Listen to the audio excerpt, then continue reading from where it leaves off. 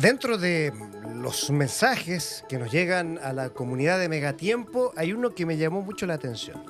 Una señora nos escribía y decía, ¿por qué este planeta se llama Tierra si debiese llamarse agua?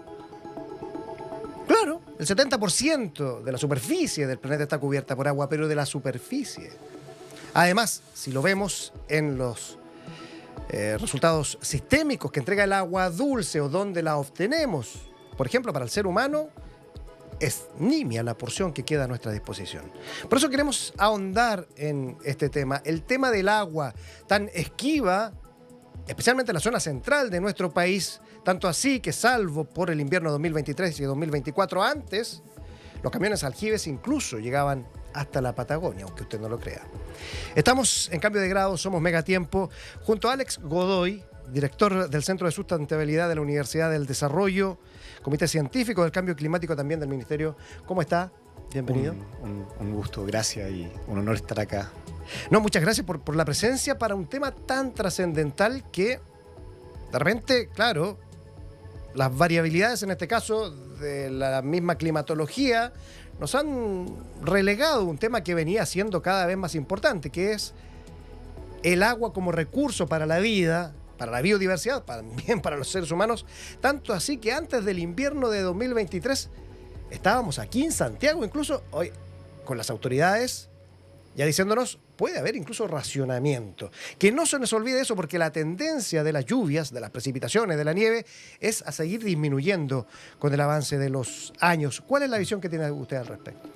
¿La visión con respecto a qué? Esa es la pregunta. A la capacidad de resiliencia que tenemos ante esta tendencia de menos precipitaciones, de mantener la oferta de agua potable, en este caso para el consumo humano en grandes ciudades como Santiago. Tu pregunta es sumamente buena, por dos cosas. Porque cuando te escuchaba hablar del tema, el agua se mantiene constante, si el planeta es un sistema cerrado, el agua no se va ni se evapora.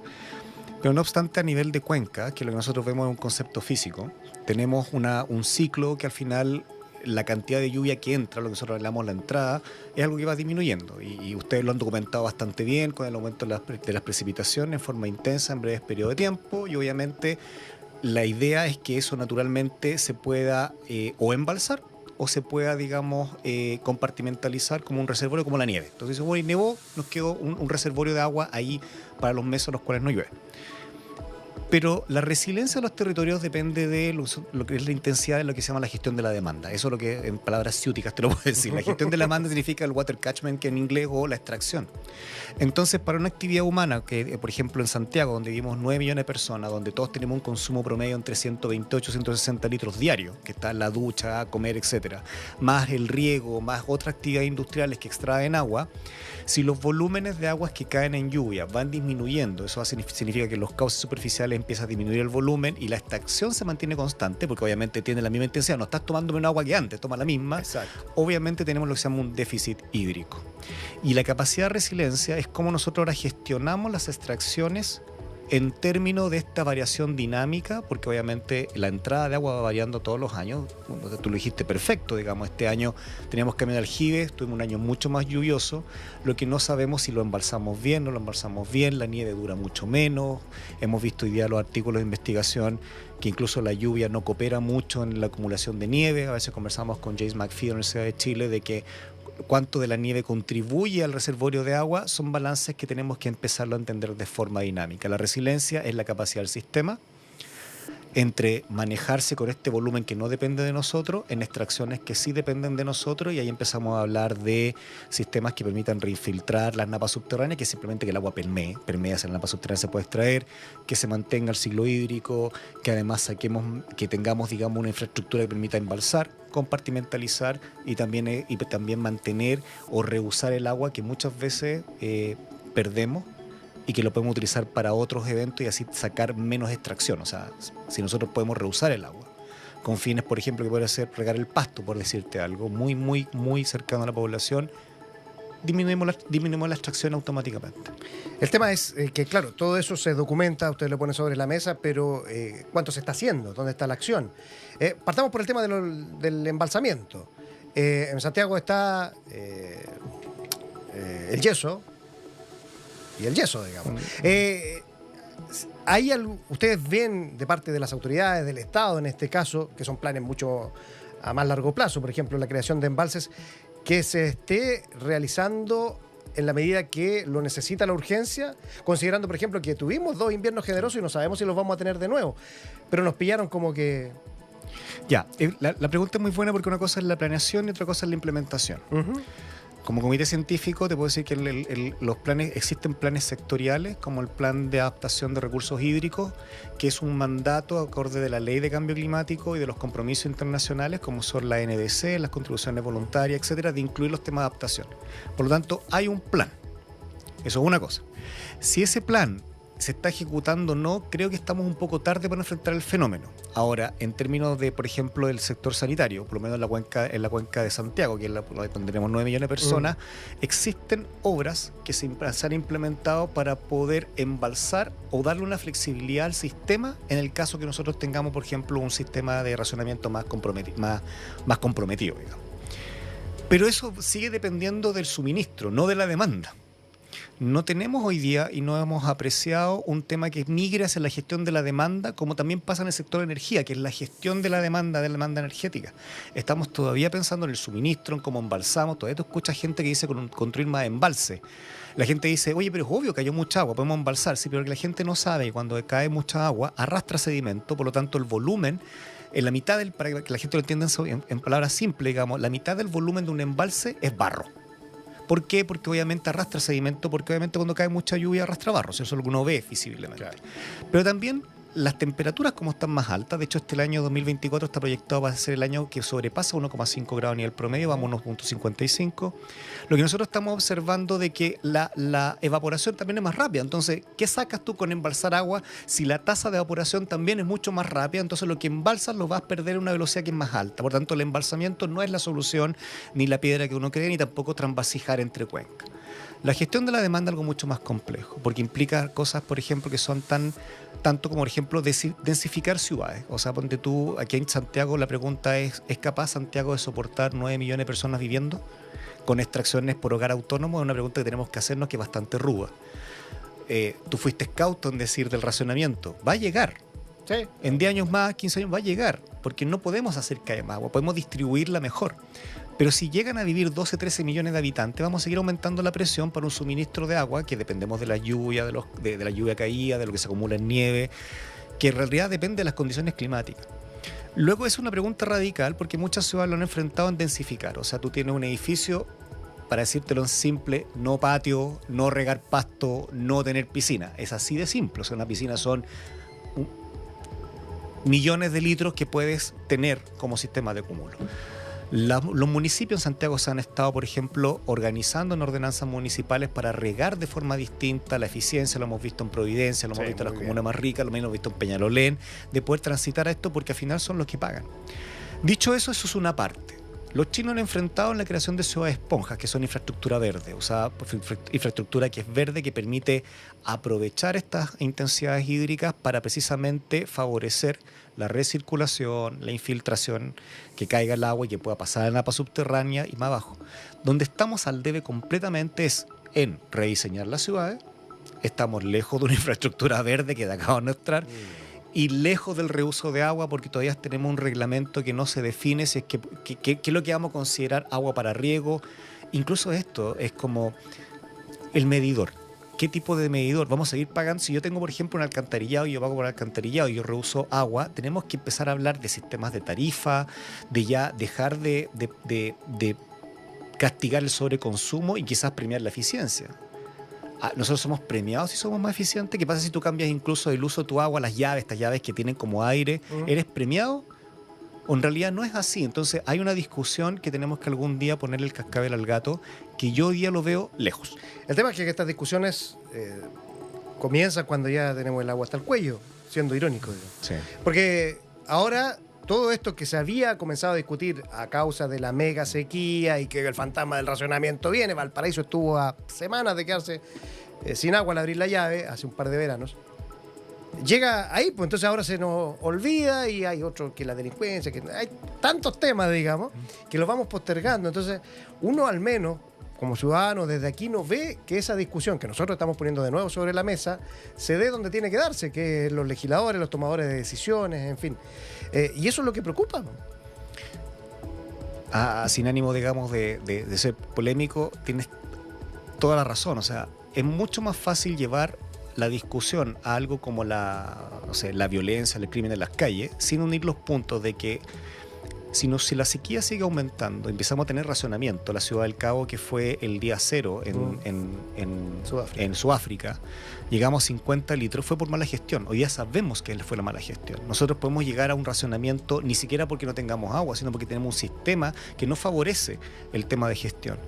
Si la gente no piensa eso, significa que el sistema, para poder arreglar eso, significa inversiones enormes que al final van a llevar a empobrecer más aún la gente, ¿no? O sea, es decir, el presupuesto de la gente se divide entre pagar alimento, que depende del agua. Exacto. Y que ha subido, según el IPC, mucho más el IPC de los alimentos, sobre el 175% en el año 2005, y los sueldos suben según el IPC.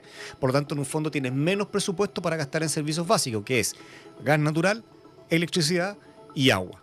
Por lo tanto, la sensibilidad a nivel de precios en los hogares, en términos de las tarifas, es sumamente relevante. Entonces, si nosotros hacemos las inversiones hoy día, podremos descomprimir esa carencia presupuestaria o incluso poder determinar, por ejemplo, que ciertos sectores económicos, que son los que más demandan agua, que aquí en la agricultura, en 72, 74%, digamos, 80% llegó a ser un minuto, a lo mejor poder reducir el valor del precio de los alimentos, cosa que en un fondo, si se incrementan estos reusos de agua, pueda la gente ver de que no está afligida monetariamente. Eso al final, ¿qué es lo que te lleva? Que la gente empieza a sentir, y esto lo hemos visto, lo hemos discutido en el IPCC, que hemos tocado ser autores, de que la gente lo que se siente en el cambio climático es que el presupuesto por hogar autónomo se ve reducido debido al incremento del costo de la vida, pero nadie hace el link entre cambio climático, alimentos, costo de energía, electricidad. Y eso al final lo ve el gobierno con gente en la calle, con lo que vimos el 18 de octubre, y le empezamos a echar. Y obviamente los políticos, que lamentablemente no hacen los análisis adecuados, lo que hacen al final es enfocar hacia lo que es hoy día la criminalidad, que en realidad es el reflejo de una inequidad a nivel de ingreso, una percepción de que tu ingreso es cada vez mucho más volátil, y obviamente la tentación de poder aumentar la criminalidad es mucho más alta. Esto se ha visto, se ha estudiado en los países de MENA, lo que se llama en el Middle East and North Africa. Se ha visto que esto es una correlación lineal, el tema de costo de la vida, criminalidad, desorden, porque al final es como los presupuestos se van achicando. El no hacer este análisis de complejidad es no pensar en sistemas de adaptación. O sea, al final eso es lo que quiere la gente. La gente quiere vivir tranquila, quiere en un fondo que el presupuesto te alcance, y principalmente lo que es más básico: alimento, agua, electricidad, y obviamente que puedes cocinar. Y debiésemos estar aprovechando esta ventanita que nos han dado estos 2 inviernos un poquito más lluviosos para estar anticipándonos a eso. Y claro, uno lo que ve es una política reactiva que va de acuerdo a la actualidad del día, reaccionando y no pensando en el mediano o largo plazo. Volvamos al tema del análisis del agua. ¿Cuáles son las cuencas o las ciudades que, de acuerdo a los estudios que manejan, en fin, están más complicadas en este aspecto? ¿Es la zona central en general o hay algunas cuencas específicas en donde hay que poner más ojo? Perdiendo, antes de entrar a lo más chico, digamos, todo lo que es el Valle Central está siendo estresado. ¿Ya? Estresado porque tenemos distintas condiciones. Por ejemplo, la cuenca del Maule tiene una demanda mayor de mayor tipo agronómica.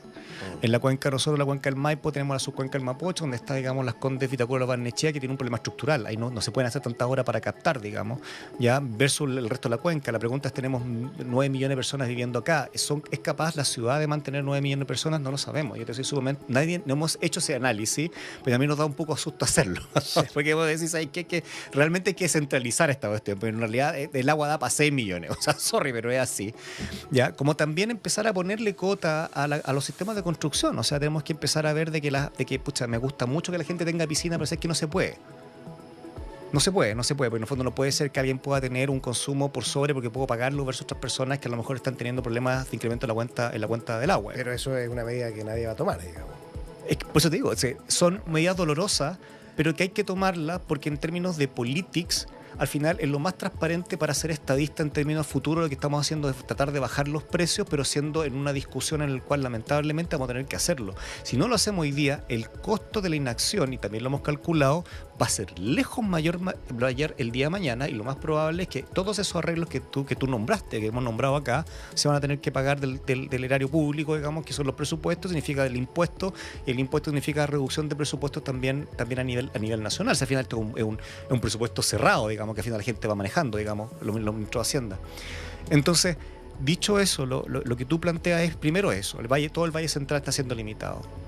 La pregunta es, ¿podemos tener una política industrial agrícola? Puede ser. Hay países que te dicen de esto no se puede plantar en un lugar donde no puede crecer con agua.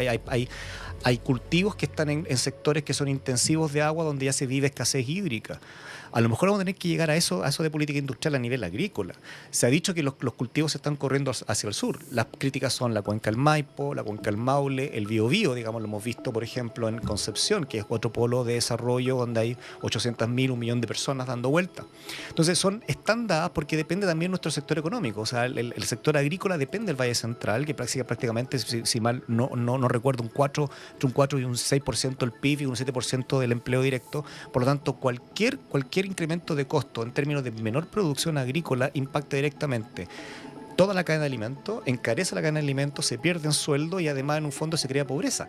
El no verlo desde esta perspectiva es no tener una política de Estado futuro. Y hoy día tenemos los marcos, tenemos la ley, tú lo nombraste, la ley de cambio climático, tenemos los instrumentos que en un fondo son la mitigación y la adaptación, y estamos trabajando en ello en términos de poder generar un nuevo plan de adaptación en todos los sectores, pero que tienen que trabajar de forma coordinada, porque al final hay que tratar de reducir la vulnerabilidad del presupuesto público en términos de no seguir encareciendo costos que son servicios, y que en un país que tiene una equidad de ingresos obviamente es mucho más doloroso para las familias, y eso genera al final un tema de un levantamiento social que está dado por el incremento del costo de la vida. Absolutamente. Ahora sí, ¿qué estadista tendría los pantalones para poner esos límites? Dice uno cuando de inmediato se te saca, bueno, ¿y dónde está mi libertad? Yo quiero hacer mi piscina, bueno. Y de inmediato salta la solución mágica: desaladoras. Vamos a desalar, vamos a poner y en Quintero más encima estamos haciendo una ahí. ¿Es esa una solución que impida, digamos, llegar a ese escenario que nos está describiendo muy bien tú, y que lo tengo clarito, que vamos para allá, pero para la gente, dice, saquemos agua del mar, desalemos? ¿Es una solución eso que nos puede evitar todo lo otro? A ver, tu pregunta es bien interesante porque tenemos un cierto fetiche con enamorarnos de la tecnología y decir que podemos aportar. O sea, si la gente realmente supiera los millones de litros por segundo que tenemos que poner para la agricultura, la gente sabría de inmediato que plantar plantas de desalación, digamos, es un absurdo, porque hay que pavimentar el país con ellas. O sea, es de magnitud, es absurdo, digamos. Y eso demuestra un poco la ignorancia y el analfabetismo de las personas que promueven este tipo de... Como soluciones hídricas, nosotros... Permíteme ser coloquial, pero nosotros tenemos que utilizar las soluciones hídricas en forma de acupuntura hídrica. La desalación puede ser un muy buen mecanismo en ciertos lugares del territorio donde es posible y mucho más costo efectivo hacerlo. Como por ejemplo lo que inventaron un poco en el norte de la minería, el swapping, en el cual obviamente las mineras que están en la cordillera toman los derechos de agua a cambio de poner plantas de desalación y generar el sector agrícola que está arriba abajo, al fondo de la cuenca, digamos, es poder poner agua ahí, ¿ya? En otros tendrá que ser a lo mejor, por ejemplo, sistemas que tienen que ser de canalización de agua subterránea. O sea, tenemos una batería tecnológica tan rica y hemos seguido apostando a más pozo, más camión y desalación. O sea, eso significa ser ignorante. Tenemos soluciones basadas en la naturaleza que permiten aumentar la infiltración y aumentar la cantidad, el volumen de agua que infiltra esa agua subterránea, que puede estar disponible hacia arriba abajo. Tenemos estrategias de reuso. O sea, tenemos más de 300 aproximaciones tecnológicas, desde aquellas que son tecnológicas avanzadas, como tecnológicas basadas en la naturaleza, que permiten aumentar la infiltración, capturar agua, etcétera, como va a estar pensando que la bala de plata es la desalación, cuando tenemos que pensar el territorio con soluciones puntuales donde el costo-efectividad de cada una de ellas permita a los sectores productivos mantener un nivel de extracciones coherente con la reducción de volúmenes que hay en el territorio. Pero esto, te insisto, es una visión como la que tú planteaste de largo plazo, en el cual yo creo que habría que mirar a Chile, y creo que más o menos eso está en una división de macrozonal, que son los problemas mucho más comunes. O sea, la macrozona, yo soy de Iquique, la macrozona norte es muy distinto a la macrozona sur o la macrozona, digamos, centro-sur, en que tiene problemas mucho más comunes y que ahí las soluciones son mucho más comunes entre los que viven ahí que los que hay en el sur. Hemos tendido a pensar que el territorio chileno es un territorio plano, donde en el fondo hay gente que te dice, no, pero en Israel lo hacen, sí, Claro. Israel es otro tipo de Estado, ¿cachai? O sea, es un tipo de gobernanza distinta, ¿me entendí? Es completamente, la situación es distinta. Entonces yo creo que tenemos que llegar hoy día a partir de empoderar los gobiernos regionales en soluciones que sean de acupuntura hídrica, en el cual la mejor solución tiene que ser corto efectiva a la matriz productiva macro-regional. La desalación a lo mejor funciona en las mineras. Claro, Antofagasta. Pero yo te digo, por ejemplo, en Chiloé no lo sé. En Chiloé, por ejemplo, hay sectores que son sin agua porque se fracturaron las napas subterráneas después del terremoto del 2010. Entonces se mezcló el agua salada con las napas. Exacto. Entonces tú me preguntas, son pocas personas, sí, pero hay toda una industria de personas que producen papas, variedades, etcétera, que se logró como proyecto país de darle una identidad a la isla, que a lo mejor es tan válido, pero una planta de salación no paga un kilo de papa. O sea, disculpa, o sea, esta es honestidad. ¿Cómo solucionamos ese tipo de problemas? Son problemas intelectuales que deben ser enfocados a través del desarrollo de instrumentos de fomento, que hoy día no sé si los tenemos enfocados o direccionados, como dicen los gringos, como addressed, digamos, directamente al problema puntual. Sí, pusiste un gran ejemplo. Chiloé es tal vez el ejemplo más tácito para hablar de este tema. Chiloé no tiene cordillera, no tiene nieve, no tiene glaciares. Chiloé se nutre de las lluvias, que son cada vez más escasas. Tiene mucha cantidad de humedales, por ejemplo, humedales que han sido rellenados para construir viviendas, parcelas de agrado, como se llama antes. Se han cortado muchos bosques, que son parte del ciclo del agua. Se levantó la idea de proteger los pomponales, por ejemplo, que son un tipo de humedal Que acumula agua. que acumula agua, pero al final está la ley ahí, pero sí, pero no, que tal vez que en una de esas y después la maquillaban. Chiloé tiene problemas con la basura, en fin, diste en el clavo en el ejemplo. Y ahí apunto yo. Estoy absolutamente de acuerdo con bueno, ¿quién soy yo para estar de acuerdo? No, pero con tu análisis, que es el que uno Pero escucha. sí, es de sentido común, si es ni de siquiera estás de acuerdo, es sentido común. Es sentido común.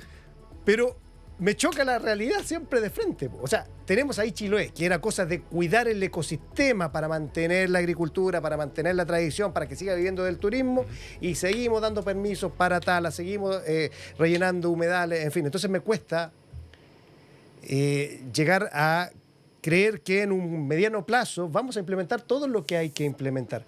Hablabas, por ejemplo, de los gobiernos regionales. Todavía tenemos el delegado y tenemos el gobernador. No sabemos qué hacen uno, qué hace el otro. Entonces, está tan complicado el escenario. Por eso es importante que volvamos nosotros como medio de comunicación a poner el tema y darle la visión a ustedes que saben, que tienen los análisis, que tienen las soluciones que hay que implementar. Porque son quienes tienen que tomar la acción que no lo hacen.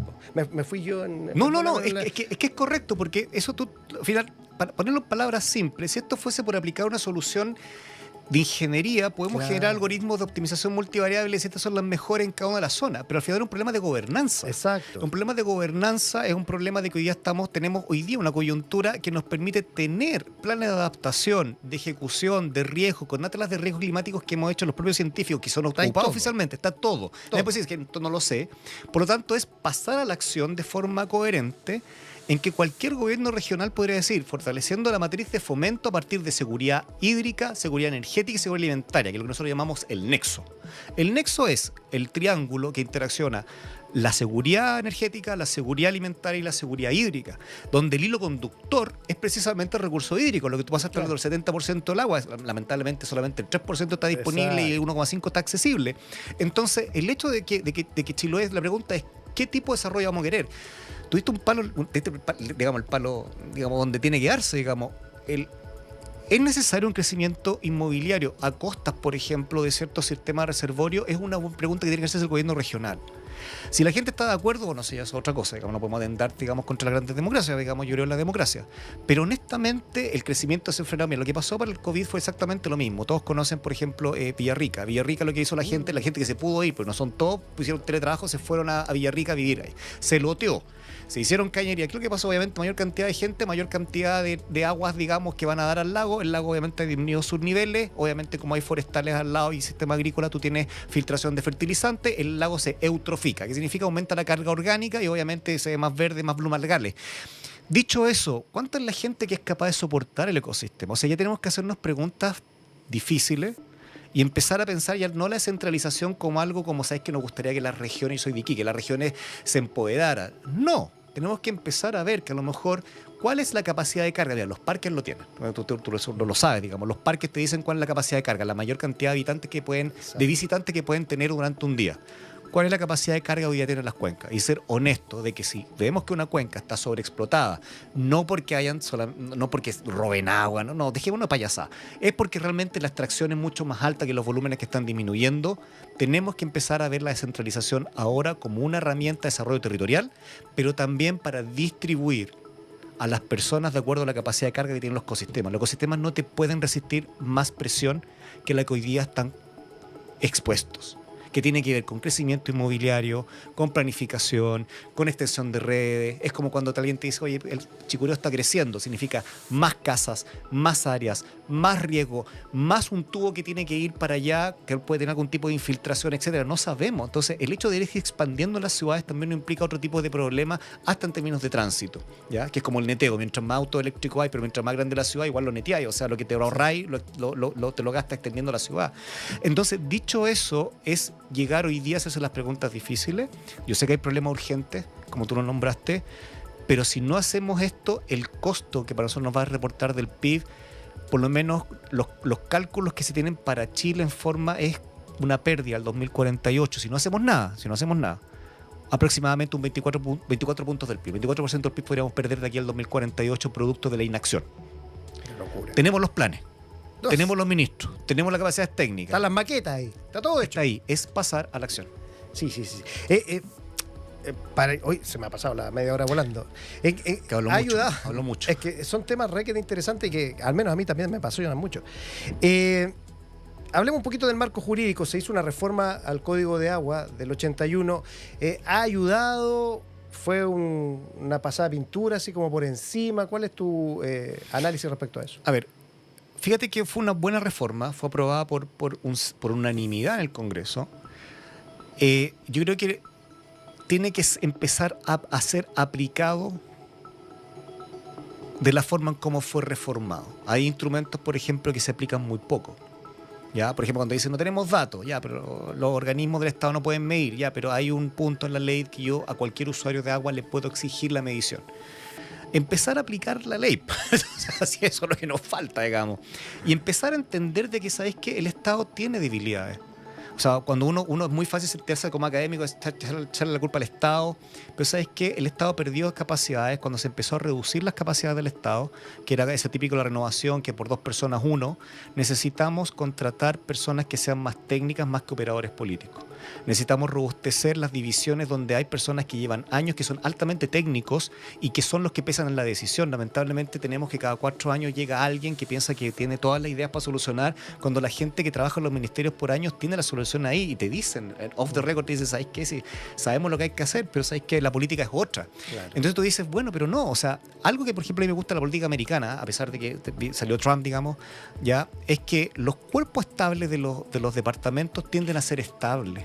Entonces tú tienes una confianza de que ciertas políticas que se implementaron se van a seguir implementando independiente del gobierno de turno. Te puede cambiar un poco la política para allá, pero son altamente profesionales. Entonces, por ejemplo, extraño personas con mayor nivel de posgrado dentro de los estamentos del Estado, que se ha hecho esfuerzo en becar, pero necesitamos gallos que tengan doctorado, gallos que en un fondo trabajen en remote sensing. Siempre acá es como el Estado licita y llama al consultor y hay todo un mecanismo de negocio en que el subconsultor vive de lo que pone el Estado. No, internalizar ciertas capacidades, como nos nombramos, que ahora tienen que estar en el MOP, en la DGA, pero son capacidades técnicas de alto nivel. Y dejar al consultor en cosas que ya ya es marginal no meterla, por ejemplo, no sé, la construcción de un sistema en específico. Entonces, robustecer las capacidades del Estado en términos de capacidades y habilidades es fundamental, aunque yo tenga que contratar más gente, para darle una continuidad a las políticas adoptadas en administraciones anteriores y no quedemos al vaivén de la administración de turno, algo que hay que admirar a ciertos tipos de departamentos por ejemplo, lo que ocurre en Estados Unidos. Sí, tanto que nos gusta mirar hacia afuera. Hoy se me pasó volando. Nos vamos a postular algún cargo con nada. Alex Godoy, director del Centro de Sustentabilidad de la Universidad del Desarrollo, muchas gracias por esta verdadera charla, esta conversación súper entretenida, muy ilustrativa. Vamos a tener que juntarnos otra vez, porque es necesario seguir poniendo el tema sobre la mesa, porque este veranito de San Juan que nos han dado los últimos inviernos no son más allá de aquello. Todos los estudios de la ciencia indican que la tendencia es a recibir cada vez menos precipitaciones líquidas, sólidas. Además, la temperatura está subiendo en Chile muy alto, especialmente en la cordillera, y eso hace que la nieve no dure poquito. Alex, un gusto. No, un honor, y gracias por tener este espacio que es científico, o la interfaz ciencia política, que es muy necesario en la discusión que a veces se nos pierde, así que gracias a ustedes. Y gracias a la gente que se conecta cada vez más con nosotros a través de Megatiempo en YouTube, en la señal también de MegaGo, a través de todas sus plataformas y megatiempo.cl. Esto es Cambio de Grado. Y vamos a seguir aquí tratando de cambiar un poquito la aguja en estos temas que son fundamentales para nuestro bienestar. Hasta la próxima.